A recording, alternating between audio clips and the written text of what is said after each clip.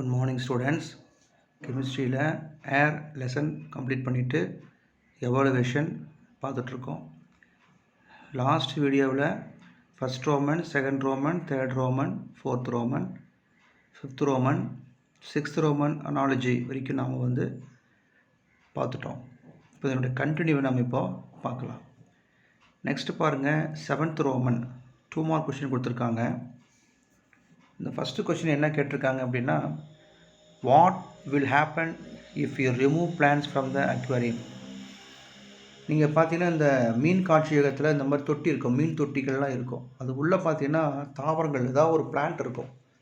அந்த மீன் தொட்டியில் ஏதாவது ஒரு செடி வச்சுருப்பாங்க. அந்த பிளான்ட்டை ரிமூவ் பண்ணிட்டா என்ன ஆகும் அப்படின்னு கேட்குறாங்க. எதுக்காக அந்த பிளான்ட் இந்த மீன் தொட்டியில் வச்சுருக்காங்க? அந்த மீன் தொட்டியில் இருக்கக்கூடிய அந்த பிளான்ட்டுன்னு சொல்லக்கூடிய தாவரத்தை நம்ம ரிமூவ் பண்ணிட்டா என்ன ஆகும்? முதல்ல அந்த பிளான்ட்டை வைக்கிறதுக்கு காரணமே அந்த தாவரத்துலேருந்து கிடைக்கக்கூடிய ஆக்சிஜன் கிடைக்கணுங்கிறதுக்காக தான்.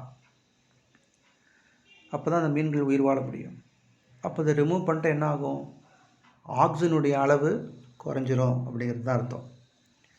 ஸோ என்ன ஆன்சர் பாருங்கள். If we remove the plants from the aquarium, oxygen percentage will be decreased. தாவரத்தை நாம் ரிமூவ் பண்ணிட்டோம்னா போதுமான ஆக்சிஜனுடைய அளவு குறைந்துவிடும். ஸோ இந்த ஃபிஷ்ஷஸ் வுட் டை. ஆக்சிஜன் கிடைக்கலன்னா என்ன ஆகும்? நம்ம ஏற்கனவே ஒரு பிரிஸ்லினுடைய சோதனையில் நம்ம பார்த்தோம் இல்லையா, மணிச்சாட். அதில் பார்த்தீங்கன்னா அந்த தாவரம் இருக்கிற வரைக்கும் தான் ஆக்சிஜன் கிடைச்சது, அந்த எலி உயிர் வாழ முடிஞ்சுது.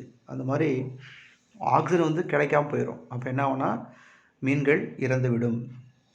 If we remove the plants from the aquarium, oxygen percentage will be decreased. குறைஞ்சிரும், ஆக்சிஜனுடைய அளவு குறைஞ்சிரும். அதனால் so the fishes would die, மீன்கள் இறந்துவிடும் அப்படிங்கிறது.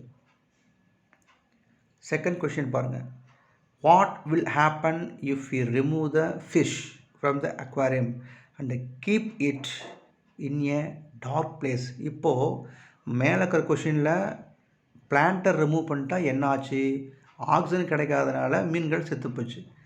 ரெண்டாவது கொஷினில் அந்த மீன் தொட்டியில் உள்ள இருக்கக்கூடிய அந்த மீன்களை இப்போ ரிமூவ் பண்ணிட்டா, மீனை ரிமூவ் பண்ணிட்டா, அந்த ரிமூவ் பண்ணிவிட்டு அந்த மீன் தொட்டியில் இருக்கக்கூடிய தாவரங்கள் மட்டும் இருக்கும். மீன் நம்ம ரிமூவ் பண்ணிட்டோம். ஸோ அந்த மீன் தொட்டியில் மீன்கள் மட்டும் இருக்காது, தாவரங்கள் இருக்கும். இதை அப்படியே கொண்டு போய் ஒரு டார்க் ரூமுக்குள்ளே வச்சுட்டோன்னு வச்சுக்கோங்களேன். டார்க் பிளேஸ், இருட்டான இடத்துல கொண்டு போய் இந்த தொட்டியை வச்சுட்டா என்ன ஆகுன்னு கேட்குறாங்க. தாவரம் இருக்குது இல்லையா, மீன்கள் இப்போ இல்லை, ரிமூவ் பண்ணிட்டோம். இப்போ இந்த தாவரம் நல்லா வளர்ச்சி அடையணும்னா என்ன தேவை? சூரிய வெளிச்சம் இருந்தால் மட்டும்தான் அங்கே தாவரங்கள் உயிர் வாழ்வதற்கு தேவையான ஃபுட்டு ப்ரிப்பரேஷன் சொல்லக்கூடிய அந்த ப்ராசஸ், ஃபோட்டோசிந்தசிஸ்ங்கிற ப்ராசஸ் நடக்கும். சூரிய வெளிச்சம் இல்லைன்னா அதுக்கு தேவையான ஃபுட்டை இந்த பிளான்ட் என்ன செய்ய முடியாது, ப்ரிப்பேர் பண்ண முடியாது. அப்போ தாவரம் என்ன ஆகிடும்? வாடி போயிடும். அதுதான் அர்த்தம். If the aquarium is kept in the dark place, the green plants will not prepare their food. என்ன செய்ய முடியாது? தனக்கு தேவையான ஃபுட்டை ப்ரிப்பேர் பண்ண முடியல. ஏன் அப்படின்னா அந்த தாவரம் இப்போ எங்கே இருக்குது? ஒரு இருட்டான அறையில் வச்சுருக்கோம். Due to lack of sunlight and carbon dioxide, so the plants get spoiled. So அது என்ன செய்ய முடியாது? ஃபோட்டோசிந்தசிஸ்ங்கிற ப்ராசஸ் மூலியமாக தனக்கு தேவையான ஃபுட்டை ப்ரிப்பேர் பண்ண முடியாது. அதனால் தாவரங்கள் இறந்துவிடும். ஸோ இதுதான் 7th ரோமன்.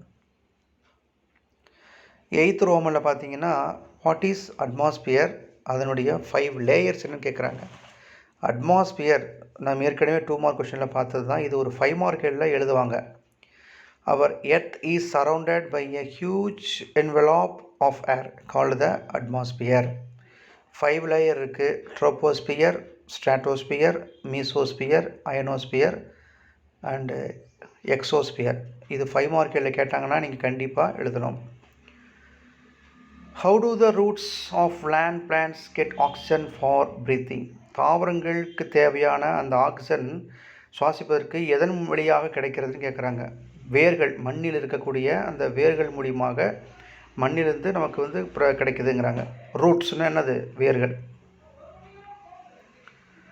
லேண்ட் பிளான்ட்ஸ் அப்படிங்கிறது ஞாபகம் வச்சுக்கோங்க. நிலத்தாவரங்கள் கொடுத்துருக்காங்க. நிலத்தாவரங்களுக்கு சுவாசிப்பதற்கு தேவையான வேர்கள் சுவாசிப்பதற்கு தேவையான ஆக்சிஜனை எவ்வாறு பெறுகிறதுனா, the root can absorb oxygen from the smaller air spaces in soil.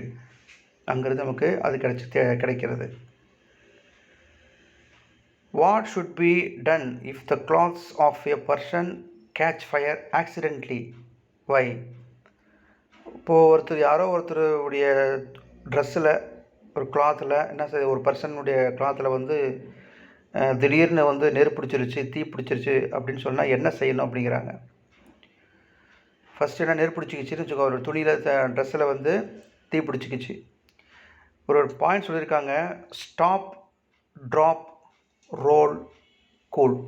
இது 4 பாயிண்ட்டு செய்ய சொல்கிறாங்க. ஸ்டாப், முதல்ல ஓடாத, அப்புறம் ட்ராப் பண்ணு, அப்புறம் உருட்டுறது, ரோல் பண்ண சொல்கிறாங்க, அப்புறம் கூல், தண்ணி ஊற்றி அணைக்கணும். இது மாதிரி செய்யணும். ஸோ என்ன சொல்லியிருக்காங்கன்னா உங்களுக்கு ஷார்ட்டாக சிம்பிளாக பாருங்கள். ஸ்டாப், டோன்ட் ரன், ஓடாதே முதல்ல, அது இன்னும் அதிகமாக பரவும். ஏன்னா ஆக்சிஜன் எந்த அளவுக்கு கிடைக்குதோ அந்த அளவுக்கு வந்து அந்த நெருப்பு பிரகாசமாக முழுசாக எரிய ஆரம்பிச்சிடும். அதனால் முதல்ல ஆக்சிஜனுடைய சப்போர்ட் என்ன செய்யணும், நம்ம கட் பண்ணணும். So don't run. The fire victim must stop still, ceasing any movement may fan the flame. அதிகளவு நமக்கு வந்து என்ன செய்யக்கூடாது, மூமெண்ட் அதிகம் கொடுக்கக்கூடாது. அப்போ தான் ஈஸியாக ஆக்சிஜன் கிடைக்கும், இன்னும் அதிகமாக பரவாமல் பாதுகாத்துக்கணும் அப்படிங்கிறாங்க. சரி, drop. The fire victim must drop to the ground, laying down if possible, covering their face with their hands to avoid facial injury. அதெல்லாம் வந்து என்ன செய்யக்கூடாது, ட்ராப் பண்ணணும். எல்லா இடத்துக்கும் நம்ம வந்து நாமளே வந்து செய்யக்கூடாது, கொண்டு போகக்கூடாது அதிக அளவு. Roll. The fire victim must roll on the ground in the effort to extinguish fire by depriving it of oxygen. இப்போ வந்து கம்பளி இல்லைன்னா போர்வையை போட்டு என்ன செய்வாங்கன்னா, ஆக்சிஜன் வந்து மேற்கொண்டு பரவாமல் இருக்கிறதுக்கு என்ன செய்வாங்கன்னா, ஒரு போர்வையோ கம்பளியோ போட்டுன்னு சொல்ல உருட்டுவாங்க, கீழே போட்டு என்ன செய்வாங்க, உருட்டுறது, இது மாதிரிலாம் செய்வாங்க. இது இப்படி செய்ய சொல்கிறாங்க. Cool off as soon as possible with water for the first and second degrees burn. வாட்டரை தண்ணி ஊற்றி அணைக்கிறோம் இல்லையா, இந்த மாதிரி ஊற்றி நம்ம அணைச்சி கூலிங் இருக்கிற மாதிரி கொண்டு வரலாம்.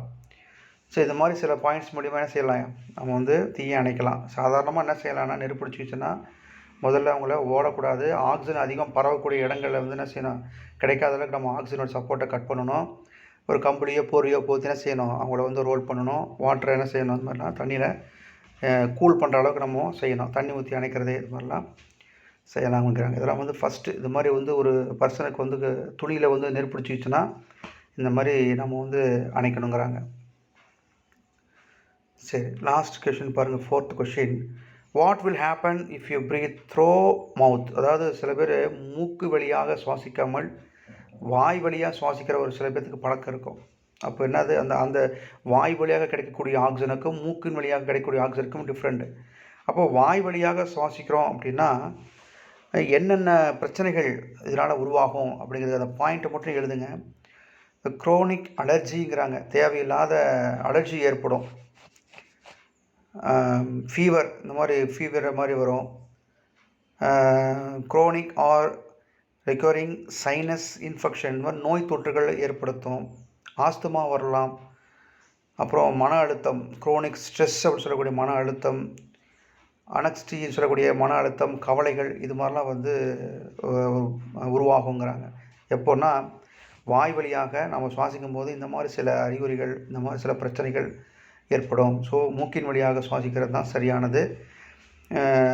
வாய் வழியாக சுவாசிக்கக்கூடாது. வாய் வழியாக சுவாசிக்கணும்னா இந்த மாதிரி சில தொற்றுகள்லாம் ஏற்படும் அப்படிங்கிறாங்க. இந்த கொரட்டை அப்படிங்கிறது கூட சில பேருக்கு உருவாகும். கொரட்டைன்னு சொல்லணும்னா கொரட்டை விடுறாங்க இல்லையா, அதில் சில அலர்ஜிகள், இன்ஃபெக்ஷன்லாம் கூட வரும் அப்படிங்கிறாங்க. சரி, அடுத்தது 9th ரோமனில் first question. Biscuits kept open on a plate during monsoon days lose its crispness why? அதாவது மழை காலங்களில் தான் நம்ம சொல்லுவோம் மூன்சூன் டேஸ்னால். மழை காலங்களில் பிஸ்கெட்டை வந்து நம்ம மூடாமல் வச்சுட்டோன்னு வச்சுக்கோங்களேன், ஒரு பிளேட்டில் வச்சுட்டோன்னு வச்சுக்கோ. மழை காலங்களில் பார்த்தீங்கன்னா என்ன ஆகும்னா, அந்த பிஸ்கெட் வந்து ஓப்பன் பண்ணும்போது மொறுமொறுன்னு இருக்கும். அப்படியே கிரிப்ஸ்னஸ்னால் மொறுமொறுன்னு இருக்கிறது. அது மழை காலத்தில் திறந்த வெளியாகவே நம்ம வந்து இந்த பிஸ்கட்டை வச்சுட்டோம்னா கொஞ்ச நேரம் கழித்து பார்த்தா நமுத்து போயிடும், மொறுமொறுப்பு வராது. அது என்ன காரணம்னு கேட்குறாங்க. என்ன காரணம்? மழை காலம்னு சொல்லிட்டேன். அப்போ காற்றுல என்ன இருக்கும்? வாட்டர் வேப்பர் வந்து அதிக அளவு இருக்கும். அது என்ன ஆகுது? அப்சர்வ் பண்ணிக்குது. பிஸ்கட்டை அப்சர்வ் பண்ணும்போது என்ன ஆகும்னா மொறுமொறுப்பு போய் கொஞ்சம் சாஃப்ட் ஆகிடும். So during monsoon days the water vapour from the atmosphere, பொதுவாகவே வளிமண்டலங்களில் வாட்டர் வேப்பர் இருக்குது, மழை காலங்களில் அதிக அளவு இருக்குது. So water vapour from the atmosphere is observed in the biscuit என்ன செய்யுது? அதை அப்சர்வ் பண்ணுது. அப்போது முறுமுறுப்பு போயிடும். ஸோ அதுதான் காரணம். So the biscuits lose its crispness, முறுமுறுப்பு தன்மையை பிஸ்கெட்டு இழந்து விடுகிறது. Why do traffic assistants wear a mask on duty? இப்போ ஒரு போக்குவரத்து காவலர் என்ன செய்கிறாங்க? டிராஃபிக் போலீஸ் இருக்காங்க இல்லையா, அவங்கெல்லாம் வேலையில் இருக்கும்போது மாஸ்க் போட்டுக்கிறாங்க. அது ஏன் மாஸ்க் போட்டுக்கிறாங்கங்கிறது சாதாரணமாக எல்லாருக்கும் தெரியும். பொல்யூஷன் அப்படிங்கிறது தான். ஏர் பொல்யூஷன்லேருந்து தன்னை பாதுகாத்து கொள்வதற்கு. ஏன் ஏர் பொல்யூஷன் சொல்கிறோம்? நிறைய என்ன சொல்கிறது, நச்சு வாயுக்கள் இதெல்லாம் வந்து காற்றுல கலந்துருக்கு. ஸோ அவங்களுக்கு சுவாசிக்கும் போது பாதிப்பு ஏற்படும், கண்ணில் படும்போது பாதிப்பு ஏற்படும். இதெல்லாம் வந்து நோய் தொற்றுகளை ஏற்படுத்துங்கிறதுக்காக என்ன செய்கிறாங்க? மாஸ்க் போட்டுக்கிறாங்கங்கிறோம். சரி, traffic assistance R continuously exposed to smoke emitted out from the vehicles. நிறைய வண்டி வாகனங்களில் வரக்கூடிய அந்த புகையில் பார்த்திங்கன்னா ஏராளமான நச்சு வாயுக்கள் நிறைய கலந்துருக்கு.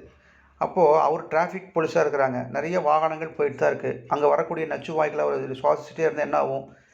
ஏகப்பட்ட டிசீசஸ் வந்துடும் இல்லையா? அதனால் அது அந்த வரக்கூடிய அந்த வாகனத்தின் புகையிலிருந்து தன்னை பாதுகாத்து கொள்வதற்காக என்ன செய்கிறார்? மாஸ்க் போட்டுக்கிறாரு. Inhaling the pollutants in smoke may cause breathing and lungs problem. தொடர்ந்து இந்த மாதிரி நச்சு வாயுக்களை வந்து அவர் சுவாசிச்சு என்ன ஆகுனா லங்ஸ், நுரையீரல் ப்ராப்ளம், தொற்று நோய் ஏற்படும். So they wear a mask on duty. அதனால தான் பணியில் இருக்கும்போது அவர் தொடர்ந்து மாஸ்க்கு போட்டுட்ருக்காருங்கிறதுக்காக தான் சொல்லியிருக்காங்க. ஸோ இது மாதிரி ஏர் பொல்யூஷன்லேருந்து தன்னை பாதுகாத்து கொள்வதற்காகத்தான் மாஸ்க்கு போட்டிருக்காருங்கிறது சாதாரணமாக நமக்கு தெரிஞ்சது தான். ஸோ இன்றைக்கி வந்து 7th Roman, 8th Roman, 9th Roman complete பண்ணிட்டோம். ஸோ மீதி நெக்ஸ்ட்டு வந்து நாம் அடுத்த வீடியோவில் பார்க்கலாம். தேங்க்ஸ்.